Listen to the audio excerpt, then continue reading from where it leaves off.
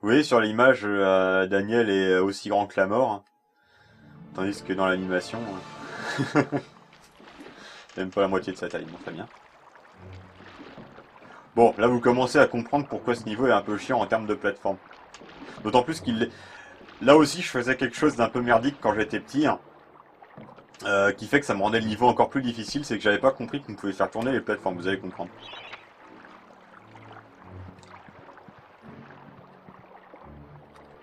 Oui, vous avez vu que j'ai dit que l'épée magique servait à rien, mais je l'ai quand même prise. Un genre de fétichisme de ma part. Je pense que je m'en sortirais mieux au marteau, mais quelque part, je me sens plus à l'aise avec l'épée. Voilà, ces trucs-là n'apprendent pas là. Vous voyez, si je... Voilà. Je fais pas ça tout de suite, mais si j'appuyais sur ce levier, hein, ça ferait tourner la plateforme de façon à ce que je puisse accéder à ces ponts. Quand j'étais petit, je ne le savais pas. Si on fait un saut en supercharge, on peut parfaitement accéder aux plateformes qui sont là-bas, donc c'est ça que je faisais. Ce qui est idiot. Vous allez voir après. Alors, qu'est-ce qui se passe dans ce niveau? Il se passe qu'il y a des yeux, que ces yeux vous regardent et qu'ensuite ils se ferment. Une fois qu'ils vous ont regardé, ils appellent les démons. Vous pouvez les tuer avant qu'ils vous regardent, mais si vous faites ça, les démons ne viendront pas et vous n'aurez pas les âmes pour le calice. Les yeux n'ont pas d'âme.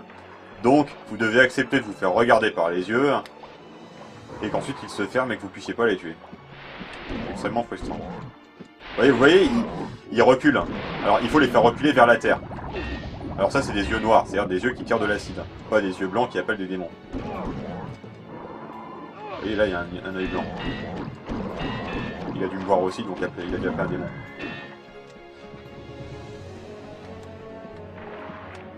Voilà, vous voyez, celui-là, il est dans l'eau. Hein. Et donc, du coup, il faut que j'attende qu'il revienne. Voilà.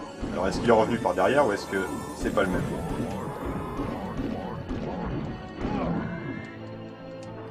Vous voyez, c'est déjà assez frustrant comme ça quand ils tombent spontanément dans l'eau. Hein. Alors, si on peut éviter de les faire tomber dans l'eau en leur assénant un coup d'épée pendant qu'ils sont en mode défense, il vaut mieux éviter. Donc, les taper toujours vers l'intérieur des terres. Voilà. Et à l'idéal, éviter de les taper quand ils sont en mode défense, mais ça c'est pas forcément facile à anticiper. Vous voyez, en fait, j'aurais pu me rendre compte quand j'étais petit que ce levier était sur, enfin que cette plateforme était sur une espèce de plaque tournante, enfin de socle tournant, en pierre.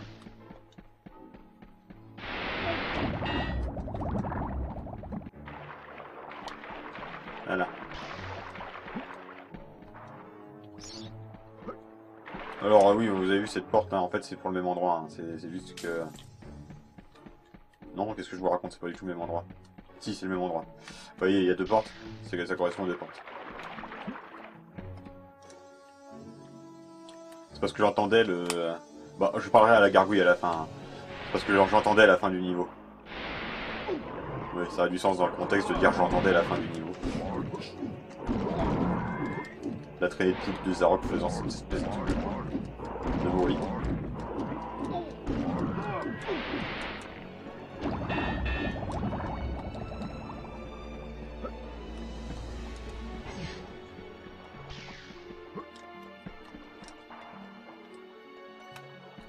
Alors, jusqu'à présent c'était facile parce que je suis resté sur les terres. Maintenant que j'ai la rune qu'il faut, je ne suis plus obligé de rester sur les terres et en fait je suis même obligé d'aller sur les plateformes. Si c'est chiant les plateformes, c'est pas parce qu'on tombe, parce qu'on a relativement peu de sauts à faire, surtout si on a compris qu'on pouvait faire tourner les plateformes. Ce qui est chiant, c'est que les démons arrivent sur les plateformes, qui se mettent en mode défense, que quand on les tape, ils retournent dans l'eau et qu'il faut attendre qu'ils reviennent. S'ils reviennent. Donc il faut éviter de les faire tomber. Donc, il vaut mieux utiliser ça. Alors, il y en a un qui va, voilà. Ouais, vous voyez, ça les fait pas tellement reculer le marteau. Un petit peu quand même, hein, mais ça les fait pas tellement reculer. Parce que vous avez vu, l'épée, ça les fait reculer de 3 pas, là. C'est beaucoup plus qu'il n'en faut pour les faire tomber dans l'eau. D'autant plus que, voilà, là on arrive à un tourbillon. Hein. S'ils tombent dans le tourbillon plutôt que de l'autre côté, hein, ils reviennent pas, mais ils meurent pas. Du coup, c'est des âmes perdues.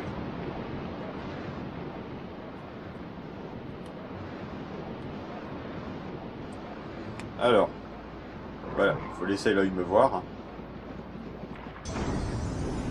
Et surtout, il faut laisser les démons venir vers moi.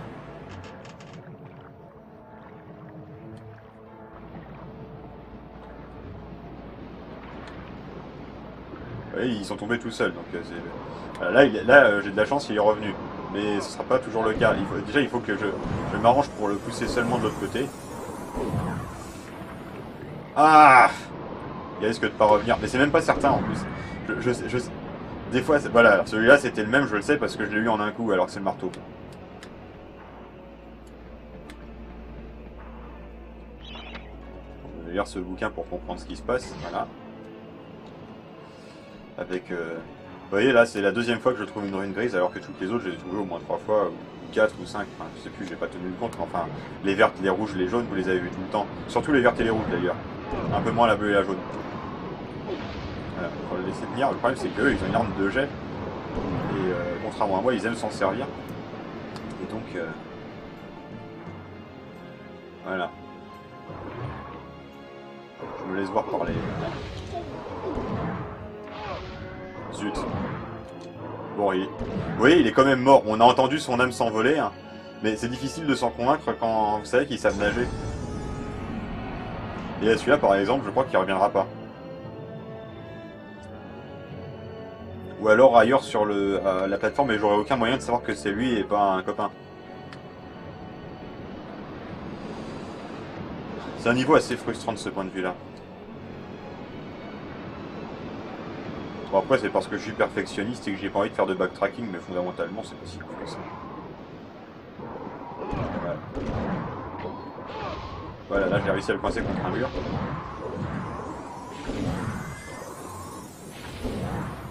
Lui, par contre, faut que je sois un peu plus prudent.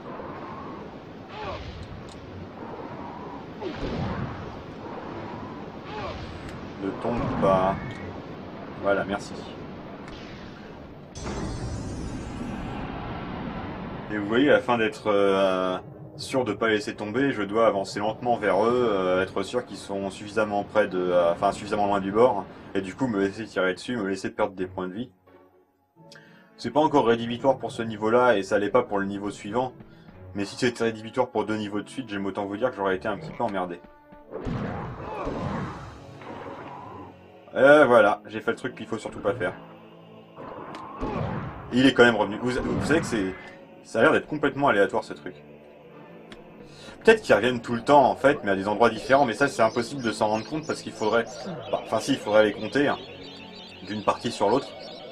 Mais bon, je sais pas, c'est un peu pour s'amuser quand même les jeux vidéo, pas pour faire des exercices d'arithmétique à chaque niveau. Surtout que je sais pas trop où des résultats scientifiques sur Medieval se publient, sachant que les développeurs eux-mêmes savent parfaitement ce qu'ils ont fait avec ce jeu. Vous voyez, si j'avais pas été méticuleux, je l'aurais même pas vu celui-là. Celui-là c'est peut-être celui qui est pas revenu tout à l'heure, mais qui est revenu ici. Hein. J'ai pas beaucoup de moyens de le savoir. Là il est mort, vous voyez, hein. J'ai vu son âme s'envoler, hein. Mais si j'avais pas vu, j'aurais pas trop su. Bon.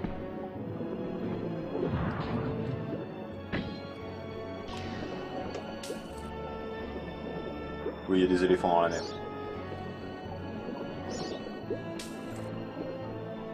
Et non, ça ne sert à rien, c'est uniquement du décor. Enfin, si quelqu'un connaît quelque chose à faire avec ces éléphants, je suis preneur d'informations. Hein. Juste que moi, j'ai jamais trouvé s'il y avait quelque chose à faire avec ces éléphants. J'ai jamais vu de Solus ni rien. En même temps, comme je vous l'ai dit, les Solus disent que les épouvantails sont pratiquement invincibles, alors que je vous ai montré que c'était pas du tout le cas. Donc,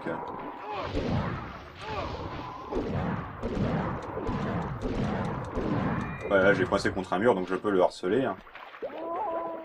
Merde.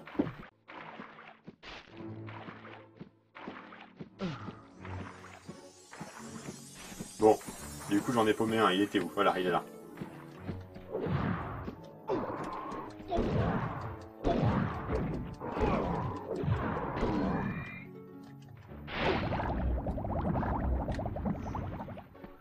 Bon, tout ça n'est pas très sérieux. Mais figurez-vous que je suis quasiment à la fin du niveau et que j'ai pas rempli le calice. Donc je serai de toute façon obligé de faire du backtracking. Ça c'est toujours le cas. C'est juste que il faut espérer réussir à le remplir complètement avec les démons qui se trouvent sur cette plateforme. Sinon il y aura encore plus de backtracking à faire. Et puis excusez que je vous dise. Pas d'autre façon de le dire.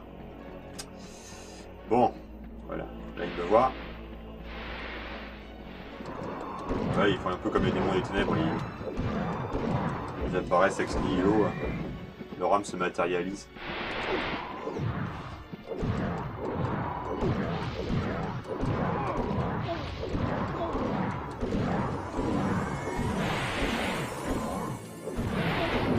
Oh, c'est dingue. J'ai été plus méticuleux que d'habitude. Bon, j'ai récupéré le...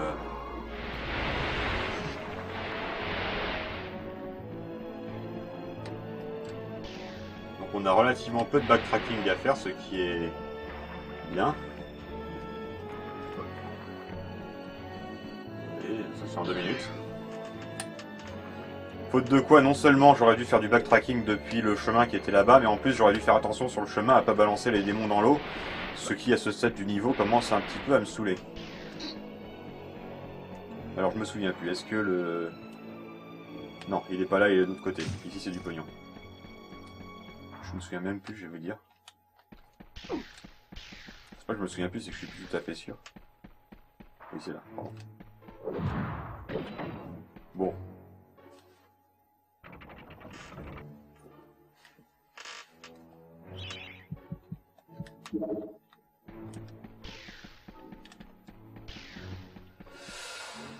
Alors, on continue.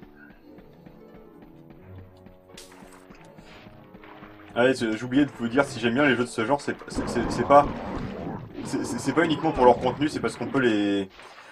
Vous savez, j'ai pas énormément le temps de jouer aux jeux vidéo, donc j'aime bien les jeux qui peuvent se finir en une matinée ou une après-midi. Et celui-ci en fait partie. Un autre jeu qui a beaucoup conditionné mon enfance et ma préadolescence, c'est les jeux Oddworld, l'Odyssey Dave, l'Exode Dave. Un peu l'Odyssey de Munch, mais beaucoup moins. Et ça, c'est des jeux auxquels je rejoue pas tellement parce que on peut pas les finir d'une traite. Enfin, si on peut, mais c'est quand même considérablement plus long. J'aime bien les jeux comme ça qu'on peut faire comme ça en 3-4 heures. L'ancien peuple de cette ville, depuis longtemps disparu, a un jour voulu exploiter la puissance du cristal, présent dans les cavernes. À présent, Zarok tente de résoudre le mystère de cette science obscure. Un puits minier descend dans les entrailles de la terre vers une mort certaine dans les cavernes en cristal. Au sens de la formule quand même. Voilà. Hall des héros. Vous savez, le pire c'est que maintenant on s'en fiche un petit peu du hall des héros vu qu'on a toutes les armes. Sauf 2. L'arc magique et la foudre.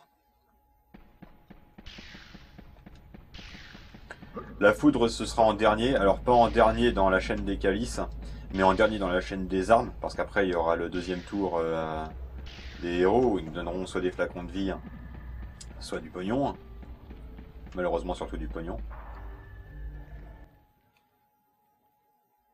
Alors, Daniel, j'ai peut-être quelque chose pour toi, mais je ne sais pas ce que c'est. Ça te dit?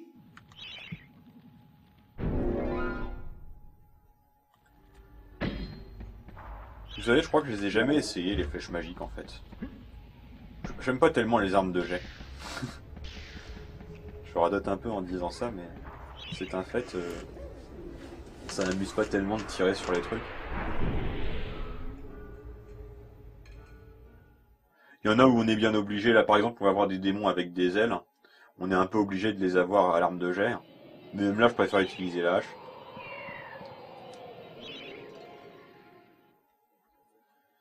Alors, c'est là que vous allez comprendre pourquoi j'avais besoin des pierres de dragon. Elles ne sont pas indispensables pour finir ce niveau, mais elles sont indispensables pour rentabiliser ce niveau. Vous allez comprendre. Voilà, vous voyez les démons avec les ailes. Et vous voyez qu'ils ont beaucoup moins de points de vie que les démons non ailés. Il suffit de les avoir 2 fois à la hache et puis c'est bon. Hein. On pourrait se dire, non mais... Pas beaucoup de ressources allouées à la circulation du sang dans les ailes, je sais pas. Donc, du coup, ils ont moins de PV. Ou alors ils meurent instantanément, ils ont une hémorragie si on leur coupe les ailes, et comme elles sont membraneuses, peu importe. Enfin, ou pas.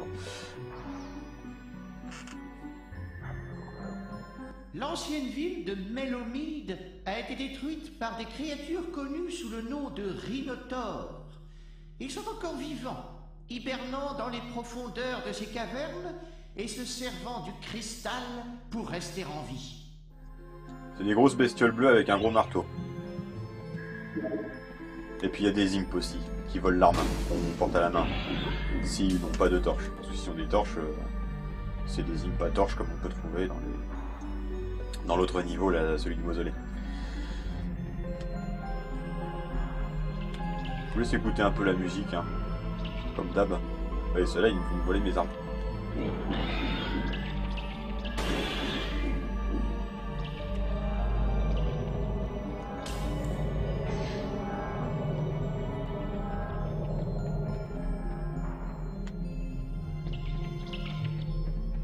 Oui, ils ont prévu une espèce de chatière pour les imps qui n'ont pas de torche, pour qu'ils puissent se barrer avec votre arme, afin que les gargouilles bleues vous les vendent à prix d'or. Alors, on va voir à quoi ressemble un rhinotaure. Ça c'est encore des imps, mais ça ce que vous voyez dans le cristal là-bas, c'est un rhinotaure. Et ça ressemble à ça. Des bons monstres bleus avec un gros marteau.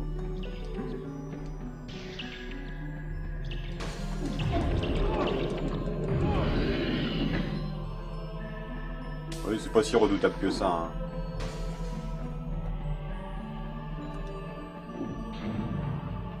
En même temps, quand vous avez l'épée magique, c'est-à-dire qu'il faut penser au fait que tout le monde récupère pas tous les calices, hein.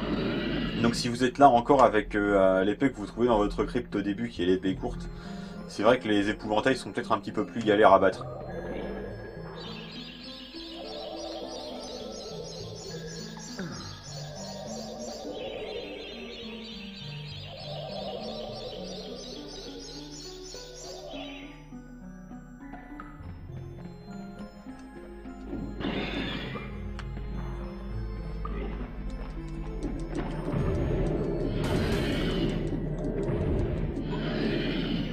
Oui, ils ont quand même pas mal de PV, hein, puisqu'il me faut autant de temps pour les vaincre avec l'épée magique.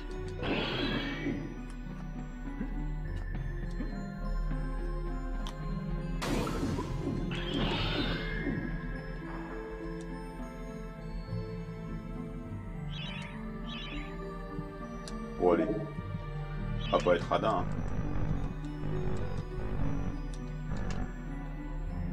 Vous vous rendez compte que vous avez droit qu'à 50 flèches magiques? Ça n'a vraiment aucun intérêt, c'est pour ça que je l'utilise jamais. Donc voilà, dans ces cavernes vit un dragon. Vous vous souvenez du dragon qui était dans le coffre? Celui-là, il n'y a rien à voir. Vous allez voir. Il est ici. Alors, bon, déjà, je vais tuer. Je represse, ça va là.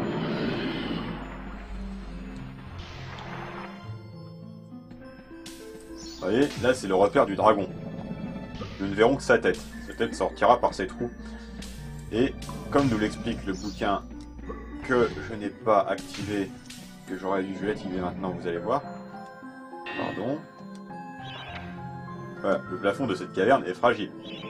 Selon l'endroit où je me place, les pierres tombent à un autre endroit. Vous voyez, par exemple, si je me place ici, les pierres tombent sur la plateforme au-dessus de la tête de dragon. Si je me place ici, les pierres tombent sur la plateforme dont je viens. Croyez-moi sur parole, parce qu'on ne peut pas bouger la caméra.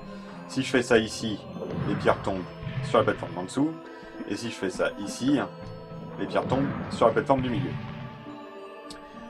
Ceci étant dit, utilisons les pierres de dragon. Au début, je les ai appelées des yeux de dragon, vous allez comprendre pourquoi. Soyez dans les yeux. Rappelez-vous du dragon fantôme et contemplez la différence.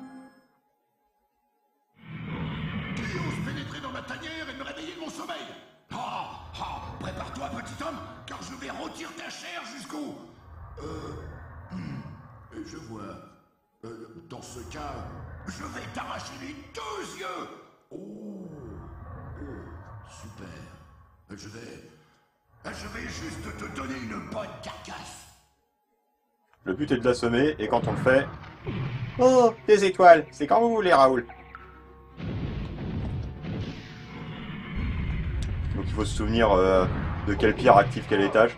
Alors, j'ai jamais été brûlé depuis le début du jeu parce que j'ai fait attention, mais quand on est brûlé, voilà ce qui se passe. On perd des points de vie à intervalles réguliers, un peu comme quand on est empoisonné en Pokémon. Jusqu'à un certain point, hein, c'est pas indéfiniment.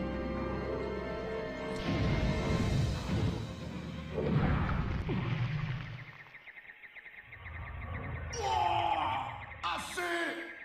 Je m'en rends. Oh, c'est douloureux. Pourquoi tu fais ça? Tiens, prends cette potion de dragon et laisse-moi tranquille. Bois lorsque tu en as besoin. Elle te donnera une armure anti-feu qui, en plus, te permet de cracher du feu. En présent, va-t'en.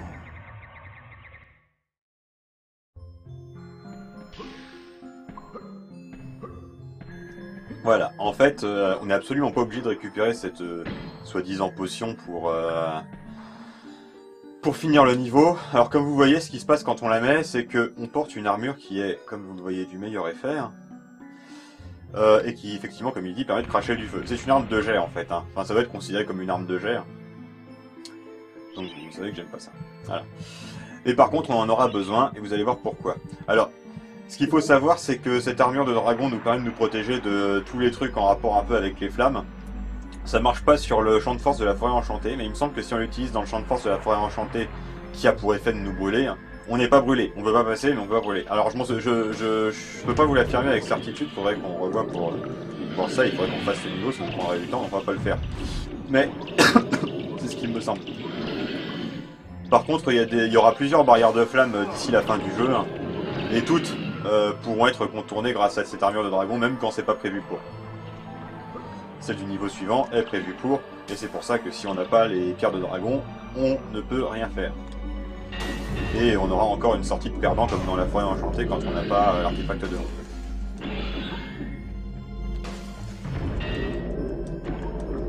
Alors là c'est pareil, je vais être obligé de faire un peu de backtracking parce que je ne vais pas avoir suffisamment de... Voilà, vous voyez, j'arrive qu'à 97%, donc je dois aller à la fin du niveau pour affronter les derniers monstres et ensuite faire du backtracking pour aller récupérer le calice. Mais ça c'est une obligation, j'aurais pas pu faire mieux que ça.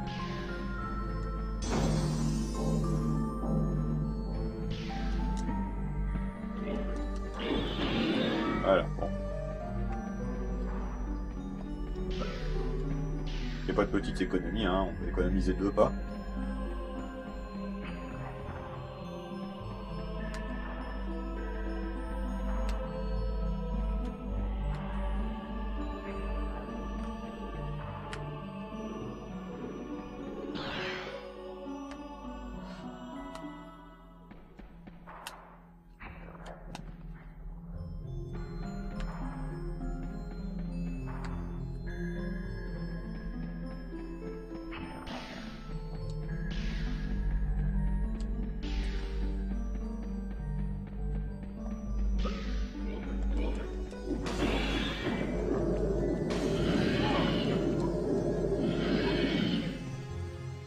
Bon bah je pense qu'on va avoir droit à la foudre, hein, qui est également une arme de jet.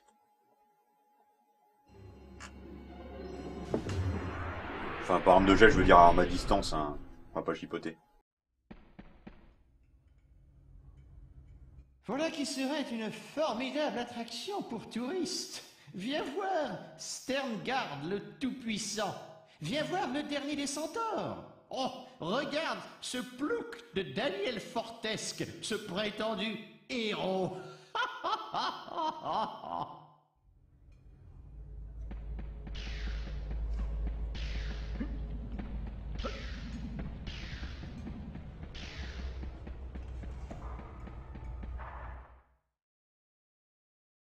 Daniel, te voilà.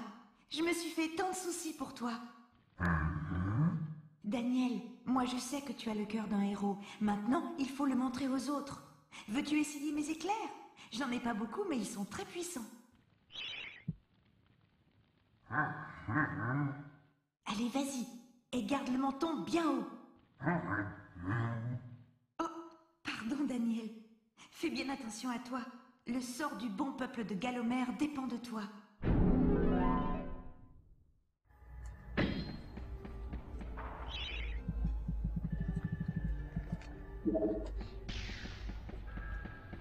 Alors dans le niveau suivant, il y a aussi un dragon. Vous vous souvenez du dragon fantôme dans le coffre? Bah c'est le même mais en méchant.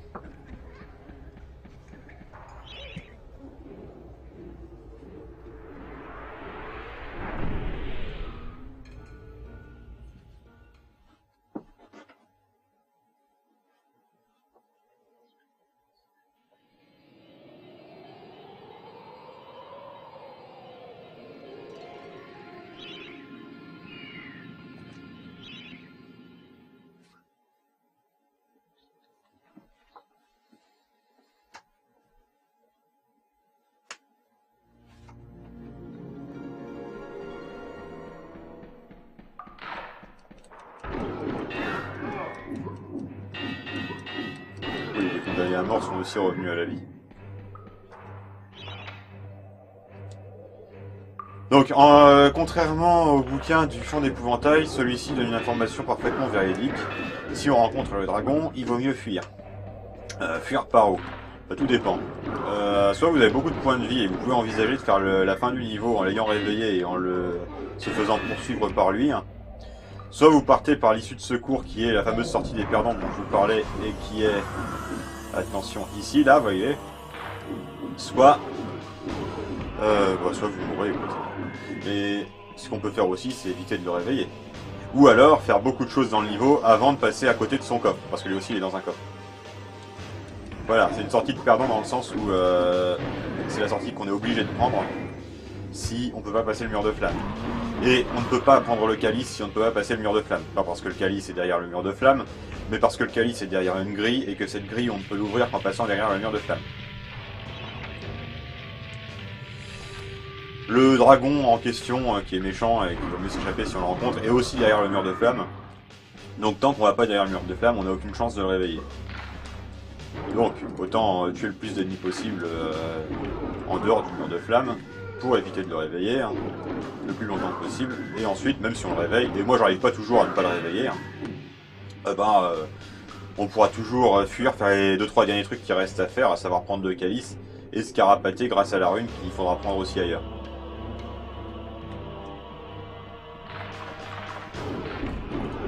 Encore que ce dragon est pas si terrible que ça. Enfin, il est terrible quand il a envie, c'est-à-dire que il est invincible, il fait beaucoup de dégâts, mais au bout d'un moment il en a marre de nous attaquer, alors il rentre dans un mur et il disparaît.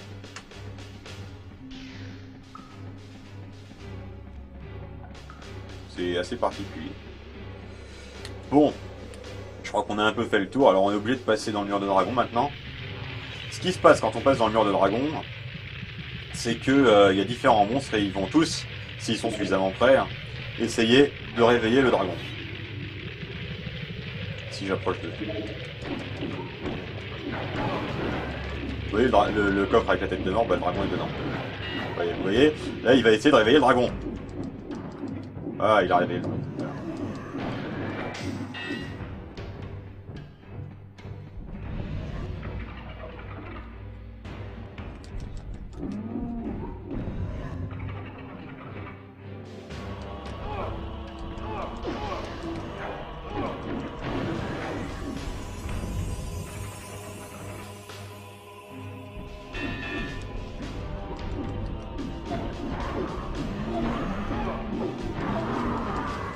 Mais si ça servait à quelque chose de lui taper dessus. J'ai toujours supposé que non, mais...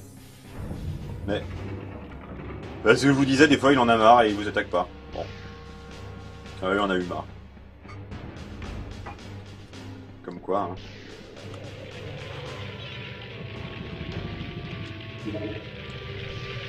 Lui vous disait que c'était pas si terrible que ça. Mais des fois il persiste à vous poursuivre et vous perdez tous vos points de vie, alors il faut vous résoudre à partir par la sortie des perdants. Parce que avant de pouvoir partir par la sortie des gagnants, il faut appuyer sur... Il faut déjà récupérer la rune étoile, appuyer sur un autre interrupteur pour ouvrir la cage du calice. Parce que vous voulez le calice, évidemment. Voilà. Ça n'en fait rien à voir, ça c'est bon.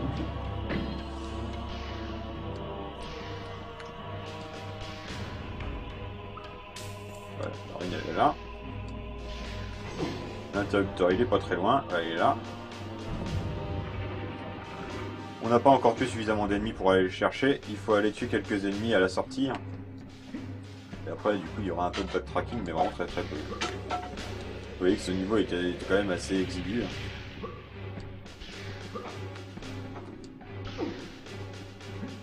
Bon en gros quand vous vous y prenez comme il faut, vous arrivez à tuer les mecs qui sont sur les potences avant qu'ils arrivent à réveiller le dragon. Là, je me suis pas pris comme il fallait parce que je suis un peu fatigué. Je vais chercher le calice, il est juste derrière ce mur. Hein. Si je me trompe pas, vous savez, j'ai aucun sens sur l'orientation. Voilà. Je l'ai trouvé. Et on peut y aller, hein, écoutez. On va pas être perfectionniste.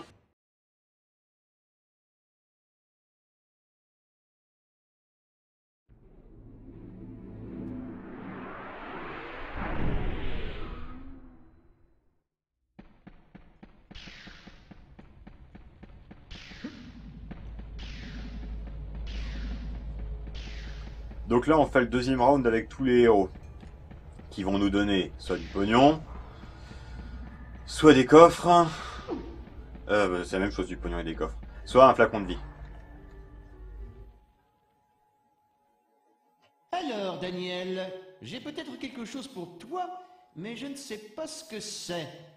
Ça te dit? À l'exception de la Dame de la Foudre qui nous donne des fiales de vie. Mais en même temps, vu que c'est la toute dernière, c'est juste avant le combat final, donc c'est plutôt pas mal. Ça évite de repasser dans le niveau du dragon pour aller se régénérer aux fontaines de vie. Excusez-moi, j'ai le hockey.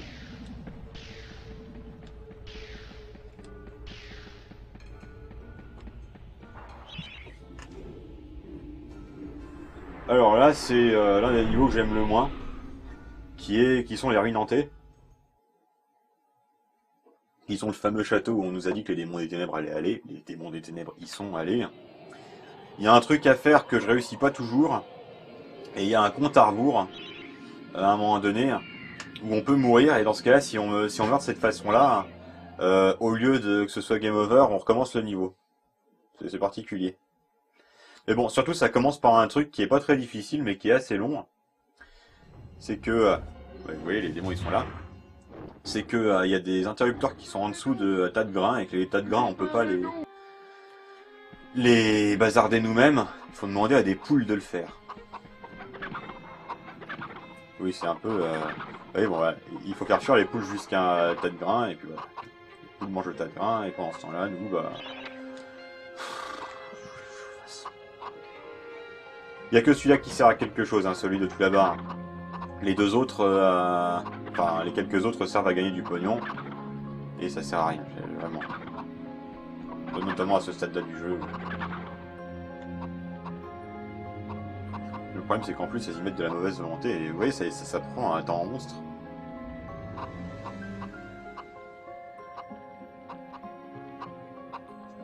Alors, ce que je rate de temps en temps, c'est que je sais pas si vous avez vu, mais les paysans sont accrochés au-dessus de flammes. Ce qu'il faut faire, c'est empêcher les démons d'aller jusqu'aux flammes pour faire tomber les paysans dans les flammes et les tuer. Hein. Et à la place, donc, éteindre les flammes avec la massue. Hein. Oui, ça a du sens dans le contexte, vous comprendrez. Et faire tomber les paysans de façon à ce qu'ils tombent non pas sur les flammes, mais sur le sol, et qu'ils puissent fuir jusqu'ici. Hein. Pour nous donner du pognon, mais faute de quoi, s'il meurt, hein, d'une part il meurt et c'est pas réjouissant, et d'autre part on perd des âmes dans le calice. Oh, c'est pas rédhibitoire dans ce niveau-là, mais enfin quand même. Bienvenue au château Pérégrin. À l'époque du roi Pérégrin, cet édifice majestueux abritait le trône ainsi que toute la famille royale. Aujourd'hui, il n'abrite plus que des fantômes et des souvenirs oubliés. Et des démons. Alors. Pour que les démons aient l'idée d'aller tuer les fermiers, il faut qu'ils nous aient vus. Tant qu'on descend pas, ils nous voient pas. Bon. C'est déjà bien. Je parle des démons qui ont pas d'ailes, hein, pas celui qui a des ailes et qui va nous venir m'agresser là. Je crois. Voilà.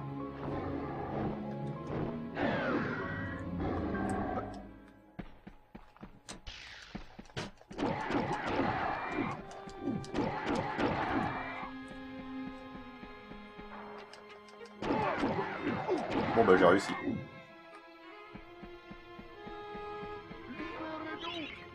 Qu'est-ce que je vous disais? Qu'il fallait faire ça. Oui, vous comprenez, ça a du sens quand même, hein, c'est pas une autre de mes fantaisies.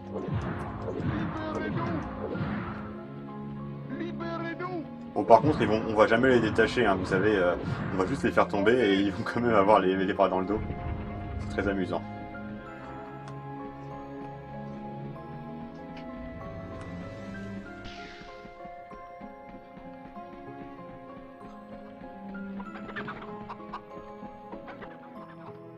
Merci de nous avoir sauvés, bon Dieu. Pardonnez-nous, maître. Nous n'avons pas de cochon à vous offrir en retour, mais nous serions honorés si vous acceptiez ces cailloux dorés et brillants en témoignage de reconnaissance.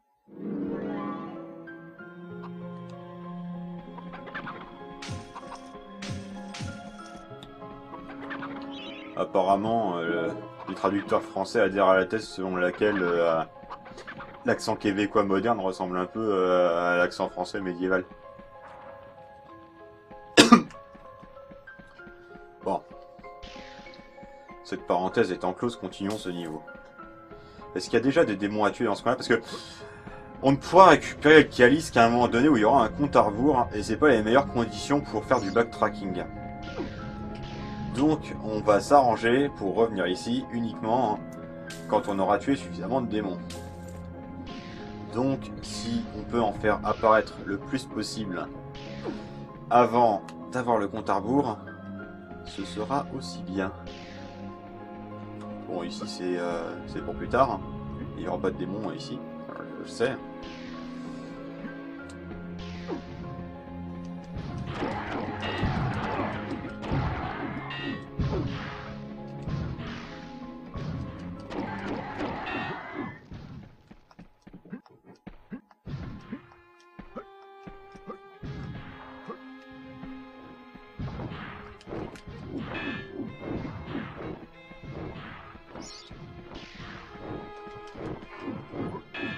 D'accord, on est obligé d'utiliser la hache.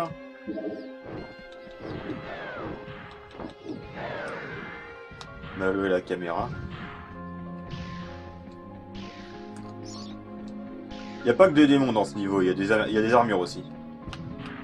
Et on va voir une là. Bon, il n'y en a pas beaucoup, hein. Il y a juste sur cette place, mais... On va dire que c'est déjà ça, hein.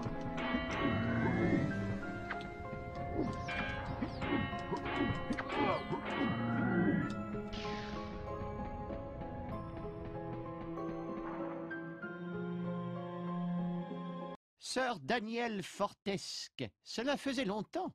Bienvenue au château Pérégrin. Quelle tristesse que tu découvres ces ruines. Le joyau de la couronne de Galomère est devenu le refuge dépravé de l'armée de Zarok et de ses démons des ténèbres. Donc quelque part, ça se demandait pourquoi il voulait lever une armée pour conquérir ce royaume, sachant qu'il est maintenant désert. Enfin, si c'est son kiff. Allez.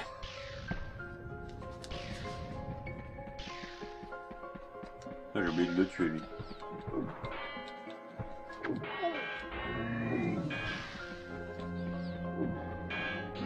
Ah.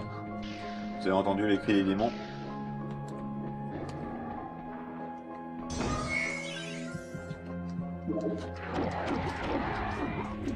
Donc voilà, c'est ce que je vous expliquais tout à l'heure, il y a une barrière de flamme là qui a un certain pattern.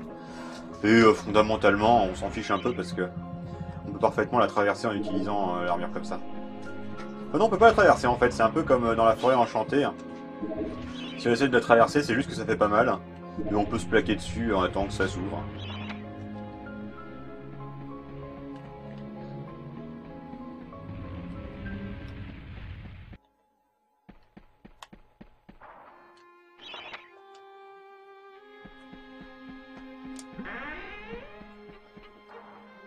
Quel roi aurait un trône comme ça de son vivant?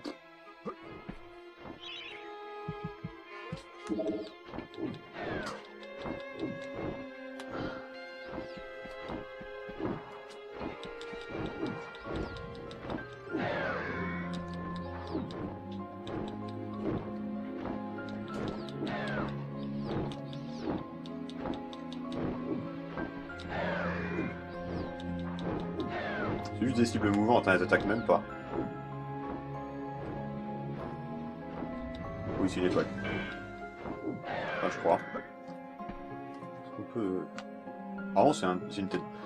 Vous savez, il a fallu que je fasse ce let's play pour essayer de voir à quoi ressemblait le haut de cette figure. Je pensais que c'était une étoile, non, c'est une tête de mort. En même temps, on se serait demandé pourquoi il y aurait une étoile à cet endroit-là.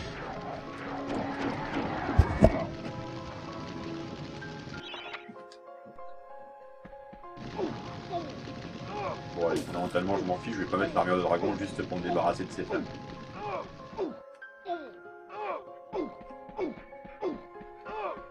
C'est mon corps, j'en fais ce que je veux.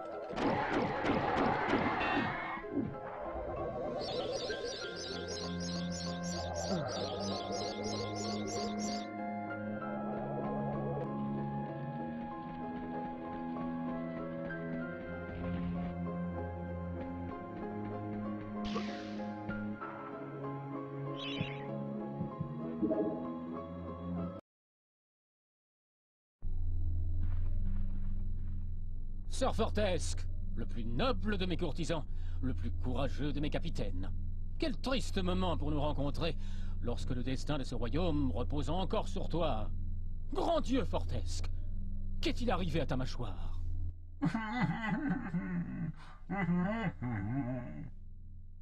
Mon pauvre vieux. Regarde, l'armée des démons des ténèbres de Zarok se cache sous nos pieds à l'intérieur de cette montagne. Et il se prépare en ce moment même à envahir Galomer. Pour contrer ses plans, nous devons faire s'écrouler le château sur eux et libérer la lave derrière les portes. Je peux te conduire au levier des portes, mais tu devras l'actionner seul.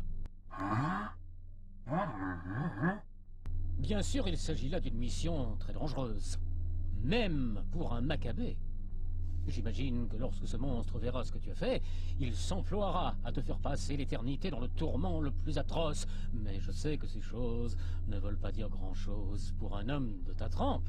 Hein, Fortesque? Superbe! Bonne chance, mon ami!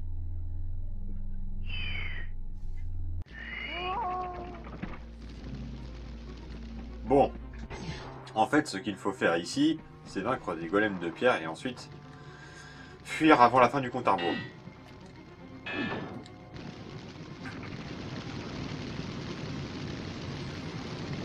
La lave a été libérée, Sir Dan. Le château s'effondre. Il te reste très peu de temps pour vaincre les golems de pierre et échapper à l'enfer qui va se déchaîner ici.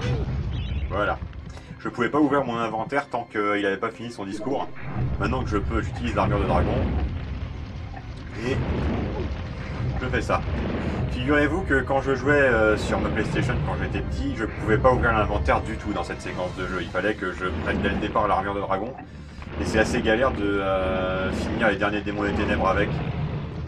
Donc je joue dans des conditions plus difficiles que celles dans lesquelles je joue maintenant.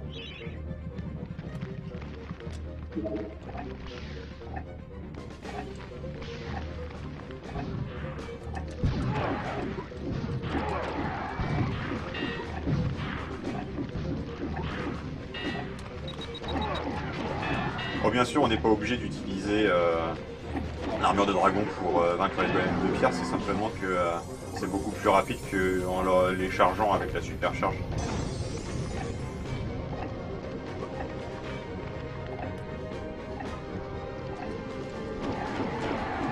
Bon, je peux récupérer le calice, ce qui est une bonne chose. Vous voyez qu'il ne me reste pas beaucoup de temps hein, quand même. Hein. C'est un compte à rebours qui est assez... on va pas être perfectionniste. Hein.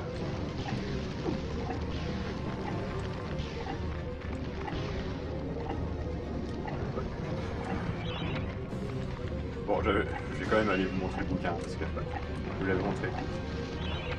Oui, avant c'est lui là. Vous allez voir, ça va le faire. Heureusement, le compte à rebours s'arrête pendant l'animation, il y a beaucoup de jeux où c'est pas le cas. Et c'est assez frustrant dans ces cas-là. Voilà, bon, j'ai même le temps de récupérer les coffres. En fait, ce qu'il faut simplement que je fasse, c'est que je me mette sur la catapulte. Et voilà. J'ai le temps de faire un crochet par le hall des héros avant de tomber, vous vous rendez compte?